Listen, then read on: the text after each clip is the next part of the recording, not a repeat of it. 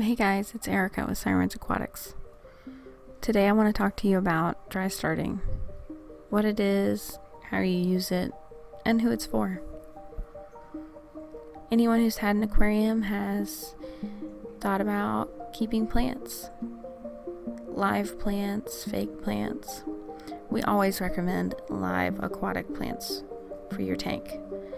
They provide more of a natural setup for your fish. They cut down on algae, and they use up waste. They're natural little filters. And when done properly, they can maintain a tank as an all-in-one environment. Fish love plants, especially bettas, snails, shrimp. Most inhabitants enjoy plants. Dry starting is a way to plant more difficult plants. A lot of the time, if you set up a tank, you put in the substrate, and you go to plant plants, they don't always stay in place when you flood them. Alternatively, if you already have a filled tank and you go to plant some plants, they may not stay where you plant them. Goldfish might pull them up. Maybe a pesky little betta wants to rearrange the tank. A dry start method allows the plants to establish a root system before they encounter water or inhabitants, and it helps them stay rooted and anchored. They're most likely not going to get uprooted by a fish because they might tug on it. It won't give. They'll move along. That's what my goldfish do with the more established plants.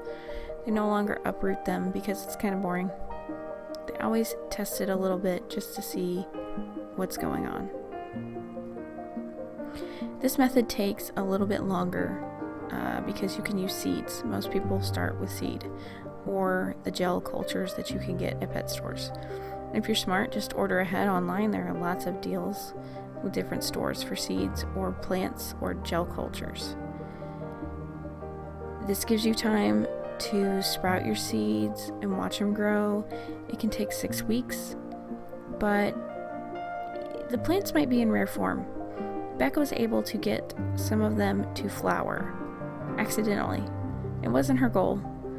Usually the goal of dry starting is to plant them sparsely so that they can fill in and thicken.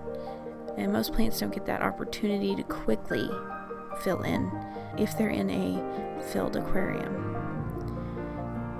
It gives plants like moss the opportunity to anchor to driftwood, and they like objects with porous surfaces because it allows them to hook onto it, to spread a rhizome over it so that they can grow onto it as they might in the wild. There are a lot of cool plants that benefit from a dry start, and we've listed them in our blog on our website, and I will add the link to the description below.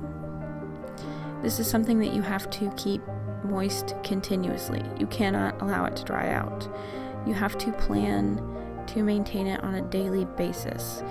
Take the lid off, let it circulate some fresh air, and prevent mold growth.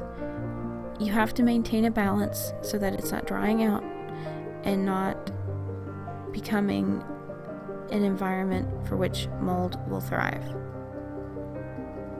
Plants also need fresh air. They need circulation. You can see she's got some creeping Jenny in the corner. That's one of my favorite plants, and it's good to know that they benefit from this type of growth, this type of dry environment, because anytime I try to plant them or float them, they just don't do well. And don't be fooled, plants need some kind of substrate. You see, she's got even a little bloom right there. Most plants need substrate. You want to mimic their behavior if you want to have success. So their natural environment, their natural behaviors, and you want to mimic that in your setup. So that's something you need to research, what style you're going for, what your future inhabitants are going to be. And the dry start method is like the beginning stages. So you have the preliminary plans in place, you know what you want, you know what your end goal is. and this is to get you started. So this is not even cycling a tank yet. You do this before you cycle a tank. So this is just to get your plants going, which is something that serious aquarists do when they're really into plants. You'll often see dry starts. And then after a few weeks, when you're pleased with the growth, you can flood it. And that's when you can begin cycling and to pick out your inhabitants. I wouldn't say to go ahead and purchase them, because you need to allow things to settle down. You need to get your cycle going. I hope you've enjoyed this video. Don't forget to subscribe to our channel, leave a like, hit the notification button if you want to be notified of our future videos. I hope to see you next time.